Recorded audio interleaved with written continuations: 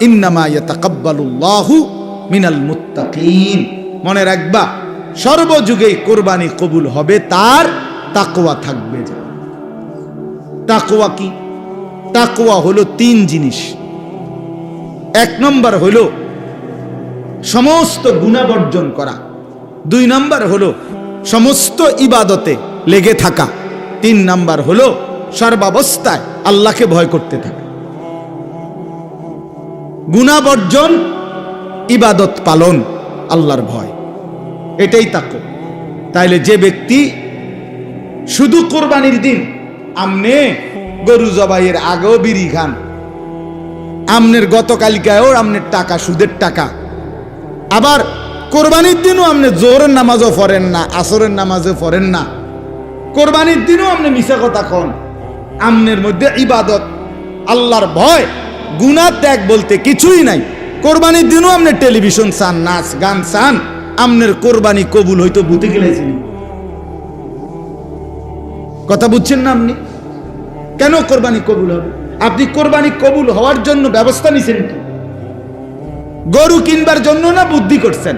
মানুষ লইয়া গেছেন তিনজন, গরু বাজারে গরু চাইয়ে লইছেন, সেটা তো ঠিক আছে, কিন্তু কোরবানি কবুল হওয়ার জন্য ব্যবস্থা নিছেন কি? কোরবানি কবুল হওয়া, গোশত খাওয়া আর কবুল হওয়া এক কথা না। জবাই হওয়া আর কবুল হওয়া এক কথা না। জবাই তো প্রতিদিনে হয়, যে কেউ জবাই করলেই তো গরু জবাই হবে, কিন্তু জবাই আর কবুল তো এক কথা না। গোশত খাওয়া আর কবুল হওয়া তো এক কথা না বাপ। অতএব আমি আপনাদের কাছে বললাম, এটা কোরবানি কিন্তু আর 10 দিনের গরু জবাই নয়। গরু আমাদের দেশে প্রতিদিন জবাই হয় কিনা কথা বলেন না? বাজারগুলোতে গরুর গোশত বেচা হইতেছে না? তো তাহলে গরু তো প্রতিদিনই জবাই হয়, তো কোরবানি আর আলাদা কি? কোরবানিও তো গরুই জবাই করে, তো এটা তো প্রতিদিন হইতেই আছে। তাহলে বোঝা গেল কোরবানি শুধু গরু জবাই নয়, আলাদা কিছু। আলাদা কিছু কি না, সেটা ইবাদত, আর সেটা কবুল হবে তার তাকওয়া থাকবে। আল্লাহ তাআলা কোরআনুল কারীমে বলছেন, লান ইয়ানালাল্লাহা লুহুমুহা ওয়ালা দিমাউহা ওয়ালাকিন ইয়ানালুহুত তাকওয়া মিনকুম। আল্লাহ বলেন, আমার বান্দা শুনো, তোমাদের গোশত, রক্ত, কোরবানির প্রাণীর কিছুই আমি নেই না, আমি শুধু তাকওয়াটা নেই। আমি তাকওয়া নেই।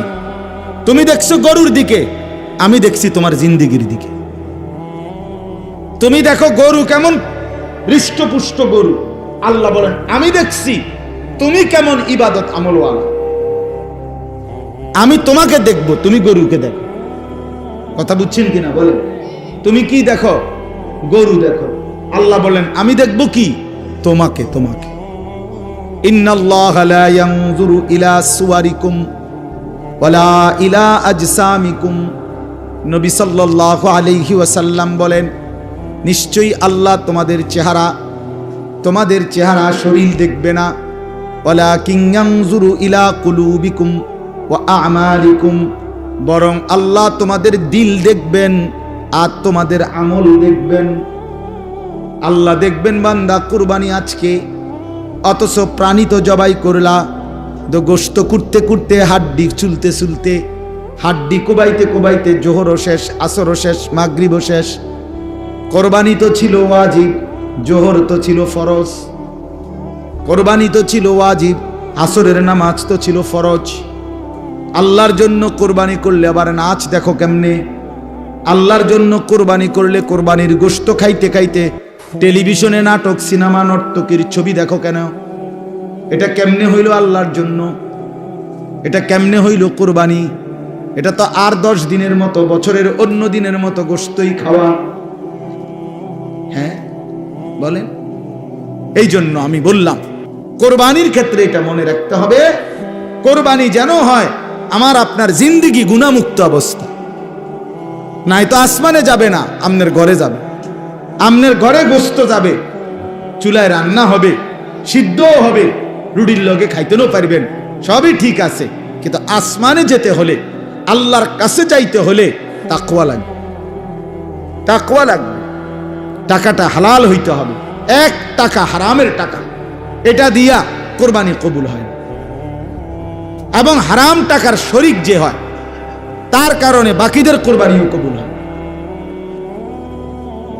আপনি যদি বলেন বুঝমু কেমনে, না বুঝলাম না হেতের লগে করেন কেন? কথা বলেন না কেন? আপনি 1.5 লাখ টাকা 3 লাখ টাকার গরু লোক দেখাইতে গেলেন কেন? আপনার সন্দেহ হয়, আবার সামর্থ্য আপনার পুরা নাই, কম, আপনি পুরা পারতেন না 1 লাখ টাকার কোরবানি দিতেন, আপনি খাসি কোরবানি দেন। এটা তো ইবাদত, এটা তো গোস্ত খাওয়া না। কথা বুঝছেন? এই জন্য মনে রাখতে হবে, 1 টাকা হারাম টাকা, সুদের টাকা, ঘুষের টাকা, বাজারে ব্যবসা করে ওজনে কম দেয়, তো এ তো ধোঁকাবাজ, এ তো ধোঁকাবাজ। পণ্যের গুণাগুণ 2 নম্বর মালরে 1 নম্বর বলে, 3 নম্বর মালরে 1 নম্বর বলে, এ তো ধোঁকাবাজ, বাটপার। তাহলে এই বাটপারে যে টাকাটা নিল, এটি বাটপারির টাকা না? কথা বলেন না কেন? তো এ তো নাজায়েজ টাকা। এই টাকা দিয়ে কোরবানি জবাই হবে প্রাণী, গোস্ত জোরসো হইব, ভাতও খাওয়ান যাইব, রুটিও খাওয়ান যাইব, আসমানে যাবে না। কোথায় যাবে না? আসমানে যাবে না, রবের কাছে যাবে না, মালিকের কাছে যাবে না। কথা শক্ত হইল, এটাই সত্য, শক্ত। এরুম যদি আপনি বলবেন এরুম এরুম কইলে আর কয়জনে কোরবানি দিব? দিয়েন না আপনারা কেউ, অসুবিধা কি? কথা বলেন না কেন? আল্লাহ ঠেকে যাবে, ঠিক না? ফেরেশতারা আটকা ফিরে যাবো নাকি? তো আর অসুবিধা কি? সমস্যা কি? কোরআনে আল্লাহ বলছে ওমান কাফারা ফাইন্নাল্লাহা গানিয়্যুন আনিল আলামিন। আল্লাহ বলে তোমরা যারা হজ করতে অস্বীকার করো, অবজ্ঞা করো, অবহেলা করো, তাইলে মনে রাখো কোনো সমস্যা নাই, আমি আল্লাহ গোটা পৃথিবীর সমস্ত মানুষ কারো প্রতি মুখাপেক্ষী নই, আমি সবার থেকেই অমুখাপেক্ষী। কেউ যদি আমাকে সেজদা না করে আমি আল্লাহর বড়ত্বের মধ্যে কমবে না, আবার সবাই যদি আমাকে সেজদা করে তবুও আমি আল্লাহর বড়ত্বে বাড়বে না, আল্লাহ বাড়েও না কমেও না। কথা বুঝেন না? সবাই নাফরমানি করলেও আল্লাহ কমে না, সবাই জুনায়েদ বাগদাদি হয়ে গেল আল্লাহ কি হয় না? বাড়ে না। আল্লাহ তো আল্লাহই, ওয়াহুয়াল আলিয়্যুল আযীম, তিনি তো বড়ই, তিনি তো আজিম, তিনি তো আকবার। আল্লাহু আকবার, তিনি তো বড়ই। আপনি কীর্তন বড় বানাইবেন? আপনি বড় বানাইবেন কেন? বরং আল্লাহর নাম নিলে আল্লাহ আপনারে বড় বানাবে। কিতাবের মধ্যে আছে কোন বান্দা যখন বলে সুবহানাল্লাহ, বলেন তো, আবার বলেন তো, আল্লাহ বলে এটার অর্থ হলো হে আল্লাহ আমি আপনার পবিত্রতা বর্ণনা করিতেছি, এই সুবহানাল্লাহ অর্থ। তো আল্লাহ বলে আচ্ছা মাশাআল্লাহ বান্দা তুমি আমার পবিত্রতা বর্ণনা করছো, আমি তো এমনিতেই পবিত্র, তুমি বললেও না বললেও তো ঠিক আছে, সাব্বাহতানি, তুমি আমার পবিত্রতা বর্ণনা করেছো, চলো উসাব্বিহুকা, আমি তোমারে পবিত্র বানায় দিলাম। আলহামদুলিল্লাহ বলেন তো। আল্লাহকে আমি বললাম আল্লাহ আমি আপনার প্রশংসা করছি, আল্লাহ বলেন তুমি আমার প্রশংসা করলা, আমি তো এমনিই প্রশংসিত, যাও তোমাকেও আমি প্রশংসিত বানায় দিলাম, মানুষ তোমারে ভালো বলবে। জিকির করে দেখো, তোমারে দেখবা মানুষে ভালো করবে, লোকটা নামাজি, লোকটা আল্লাহওয়ালা, লোকটা জিকির আজকার করে, বলবে মানে আল্লাহই জিকিরের বরকতে তোমারে কি বানায় দিবে? দামি বানায়। তাইলে আল্লাহ তাআলা বলেন তোমরা কেউ বন্দিগি না করলেও আমার সমস্যা নেই, আমার সমস্যা নেই। তাহলে আমার এই কথাটা আপনারা মনে রাখবেন, কোরবানি যেন হয় 100% হালাল টাকা থেকে, বলেন ইনশাআল্লাহ। 2 নাম্বার, কোরবানি যেন হয় গুনাহমুক্ত জীবন নিয়ে। কি নিয়ে বলেন না? গুনাহমুক্ত জীবন নিয়ে, গুনাহমুক্ত জীবন, গুনাহমুক্ত জীবন, গুনাহমুক্ত জীবন নিয়ে কোরবানি যেন হয় আল্লাহর সন্তুষ্টির জন্যে। এরপরে আসেন আরেকটা কথা, সেটা হলো হজ। আল্লাহ তাআলা বলেন প্রত্যেক জাতির জন্য আমি হজ্জের বিধান রেখেছি। এই জন্য হজ এটাও আল্লাহ তাআলার মহব্বতের, ভালোবাসার সর্বোচ্চ নমুনা, সর্বোচ্চ নমুনা। কেউ যখন আল্লাহকে ভীষণ ভালোবাসে, প্রিয় নবী সাল্লাল্লাহু আলাইহি ওয়াসাল্লামকে খুব ভালোবাসে, তো ওই ব্যক্তির চূড়ান্ত ভালোবাসার নমুনা হজ। হজের মাধ্যমে আল্লাহর বান্দা আল্লাহর ভালোবাসার সর্বোচ্চ নমুনা পেশ করে। কোরবানির ক্ষেত্রে এটা মনে রাখতে হবে, কোরবানি যেন হয় আমার আপনার জিন্দেগি গুনাহমুক্ত অবস্থা। নাই তো আসমানে যাবে না, আমনের ঘরে যাবে, আমনের ঘরে গোস্ত যাবে, চুলায় রান্না হবে, সিদ্ধও হবে, রুটির লগে খাইতেও পারবেন, সবই ঠিক আছে, কিন্তু আসমানে যেতে হলে, আল্লাহর কাছে যাইতে হলে তাকওয়া লাগবে। এক নাম্বার অর্থ হইল কোরবানি। তাহলে বুঝা গেল অর্থ কি হবে? আল্লাহ বলেন প্রত্যেক উম্মতের জন্য, প্রত্যেক জাতির জন্য আমি আল্লাহ কোরবানি নির্ধারণ করেছি। এটা যদি অর্থ হয়। দুই নাম্বার, এই শব্দটার দ্বিতীয় অর্থ হলো হজ। তাইলে অর্থ কি দাঁড়াইল? প্রত্যেক জাতির জন্য আমি আল্লাহ হজ্জের বিধান রেখেছি। তিন নাম্বার অর্থ হইল ইবাদত। ইবাদত আমরা নামাজ, রোজা, হজ, জাকাত, জিকির, তেলাওয়াত এগুলোর ইবাদত বলি না, এই ইবাদত। তাহলে অর্থ হইল কি? যে প্রত্যেক জাতির জন্য সর্বযুগে সর্বকালে আমি আল্লাহ ইবাদত নির্ধারণ করেছি। অর্থাৎ আমি আল্লাহর ইবাদত করতে হবে না এমন কোন জাতি আমি বানাই নাই, এমন কোন মানুষ আমি আল্লাহ বানাই নাই। কোন মানুষকে কোন যুগে কোন কালে মানুষ বানাইছি, অথচ আমার ইবাদত করতে হয় নাই বা বলি নাই বা চাই নাই আমি, এমন হইতে পারে না। ইবাদতবিহীন মানুষ হয় না, মানুষ ইবাদত ছাড়া থাকতে পারে না। এই জন্য যে মানুষ ইবাদত করে না, আল্লাহর বন্দিগি করে না, সে কোনো মানুষ না, সে কোনো মানুষ না। সে জন্তু জানোয়ারের একটি আইটেম, এক প্রকার। গরু ছাগল যেমন জন্তু, এটাও একটা জন্তু, এটাও এক ধরনের প্রাণী। ছাগল 4 ঠ্যাংওয়ালা আর এটা 2 ঠ্যাংওয়ালা, ওই শুধু ঠ্যাং 2টা কম, এতটুকু। নাই তো এটাও এক ধরনের কি জন্তু, এটাও একটা প্রাণী। এই জন্য আমি প্রায় বলি, যেমন গরু ছাগলকে যেমন বলে ডোমেস্টিক অ্যানিমেল, মানে গৃহপালিত প্রাণী। বেনামাজি যেই ছেলে মেয়ে মুসলমানদের ঘরে ঘুমায়, নামাজ পড়ে না, বছরের পর বছর মা বাপ জীবিত থাকবার পরেও মুসলমানের ঘরে থাইকা ফজরের নামাজ পড়ে না কোনোদিন, এই অপদার্থগুলো এগুলোও ডোমেস্টিক অ্যানিমেল, এগুলোও কি? হ্যাঁ হ্যাঁ, এগুলোও গৃহপালিত প্রাণী।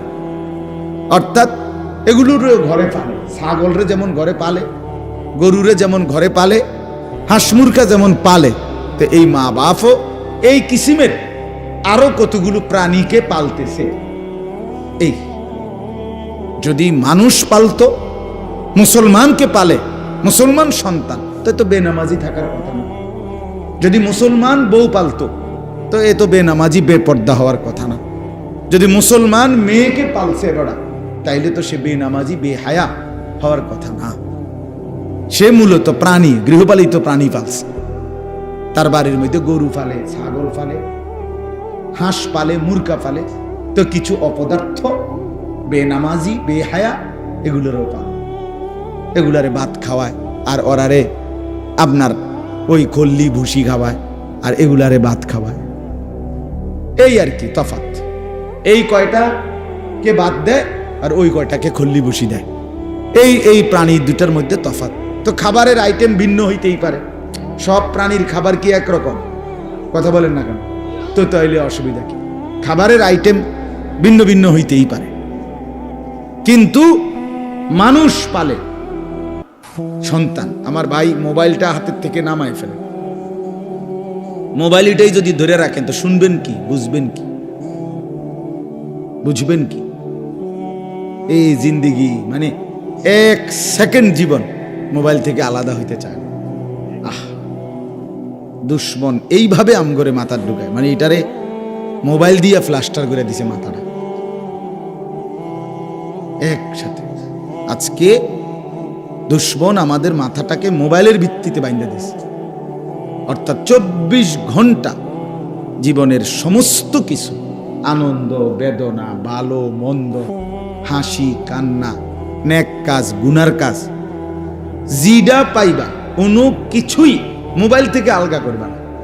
হুজুর দেখলো ছবি উড়াইবা, বেড়ি দেখলো ছবি উড়াইবা, খালা মসজিদ দেখলো উড়াইবা, মন্দির দেখলো উড়াইবা। বুঝেন না কথা?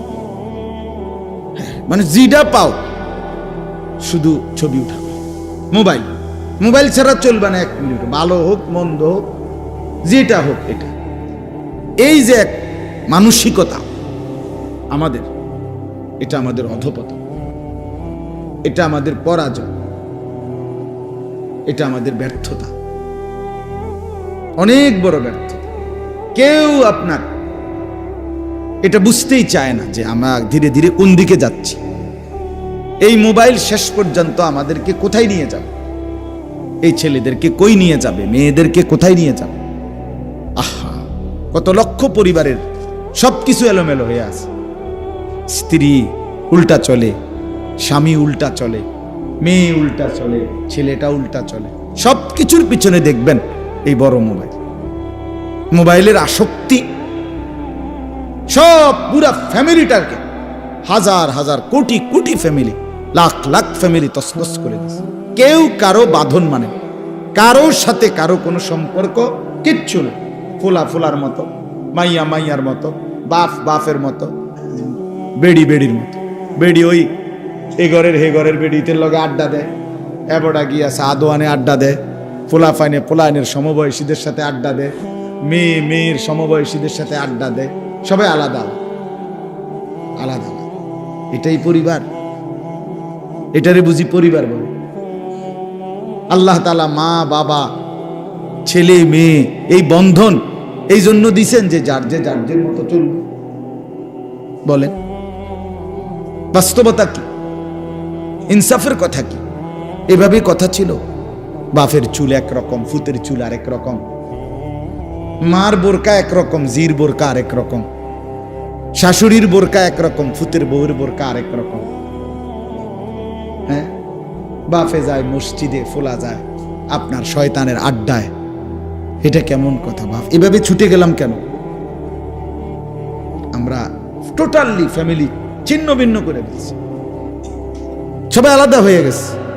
বাপের সামনে ছেলেটা নষ্ট হইতেছে, এবার আর কোনো মাথা ব্যথা না। মায়ের সামনে মেয়েটা নষ্ট হয়ে যাচ্ছে, মার কোনো টেনশন নেই।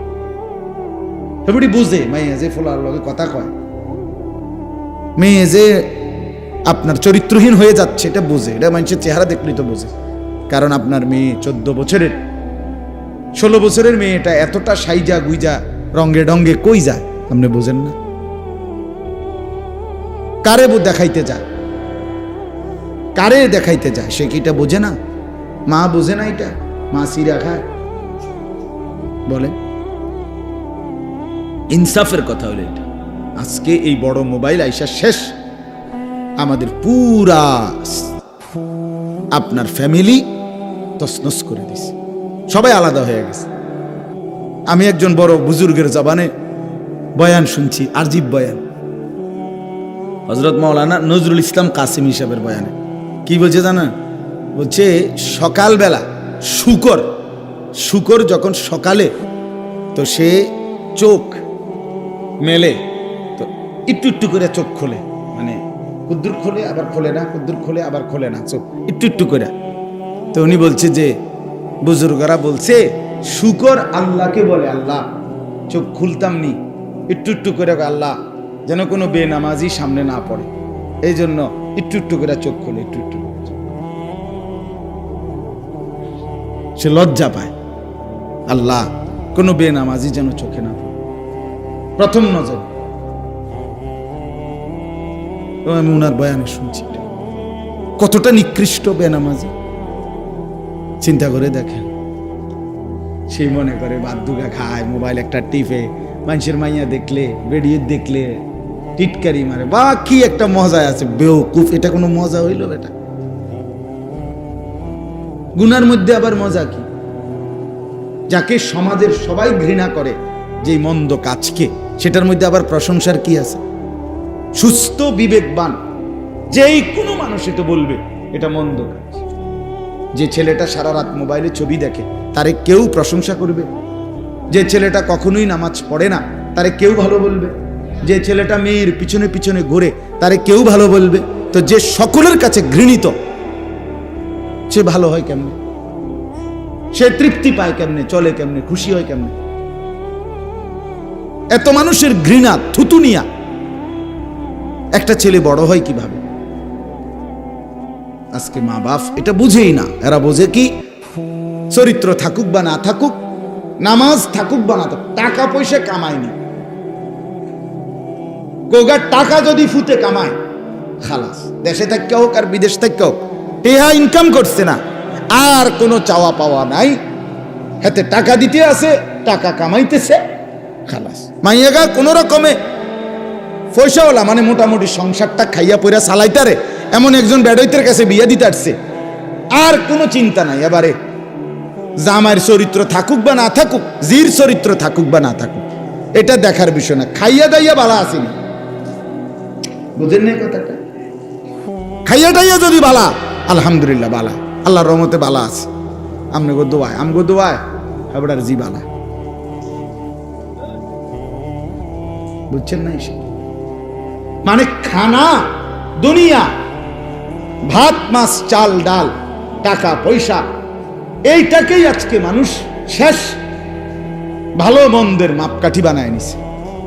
ভালো আছে খানা দানায়, ভালো নাই খানা দানায়, অর্থাৎ টাকা পয়সা কামাই করে না, ভালো নাই।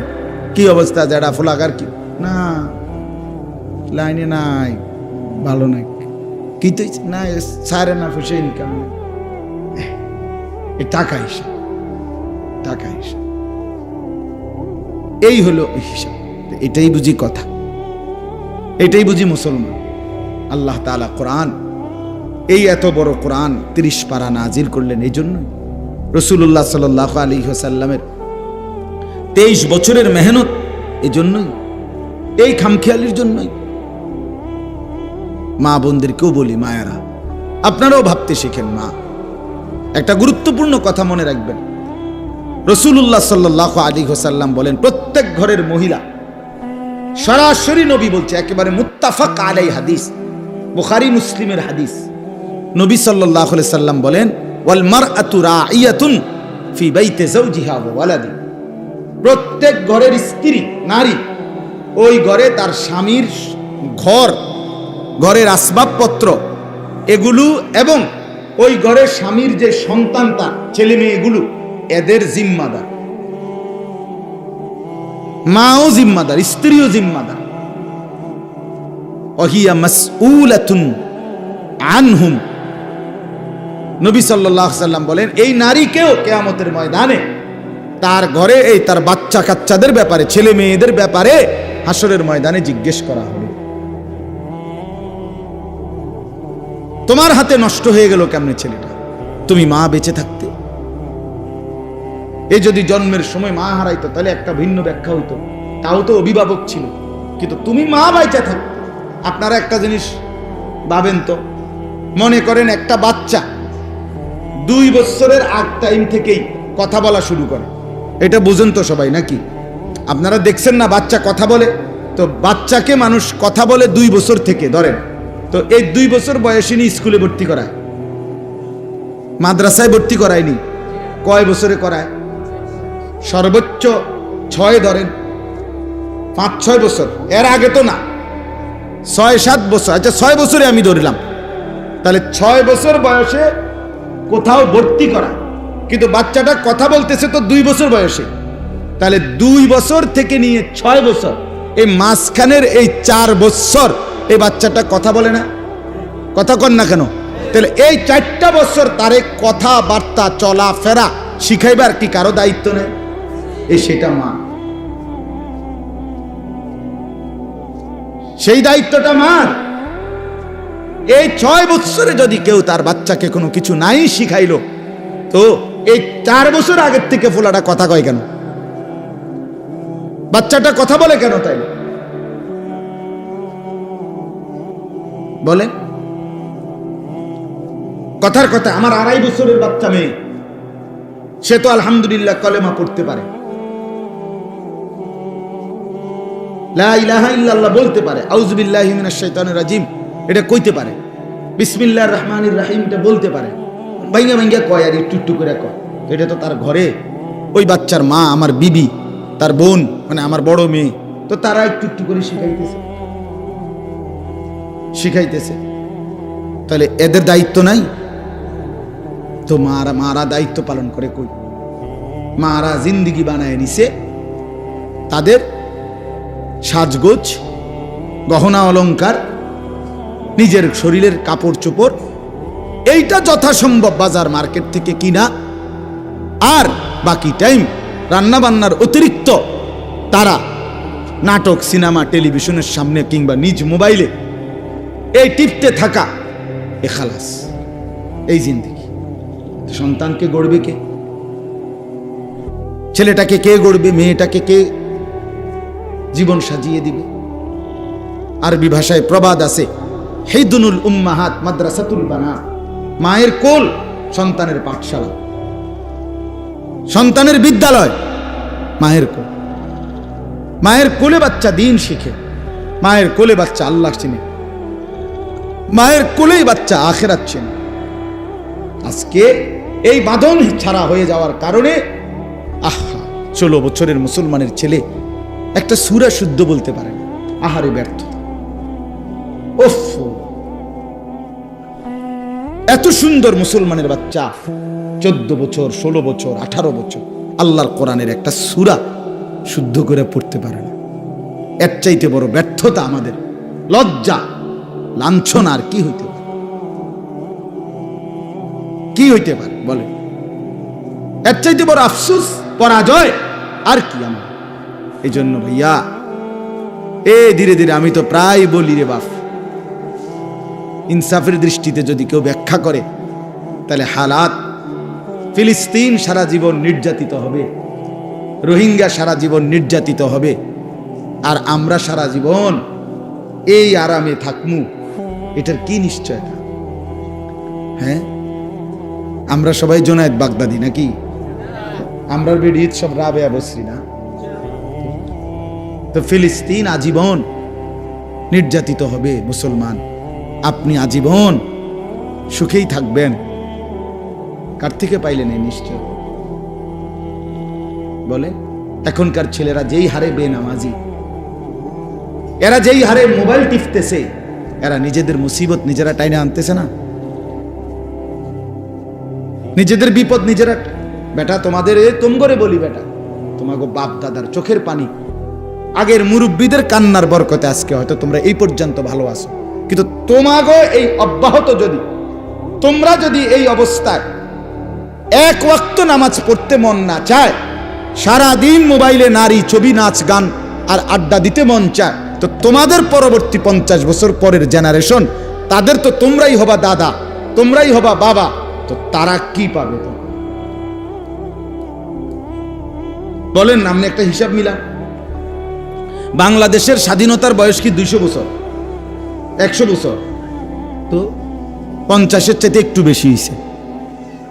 তাহলে একটা দেশ স্বাধীন রাষ্ট্রে মাত্র অর্ধ শতাব্দী, 50 বছর যাইতে না যাইতেই যদি প্রজন্মের এই নতুন জেনারেশনের এত অধপতন, তা আগামী 50 বছর পরে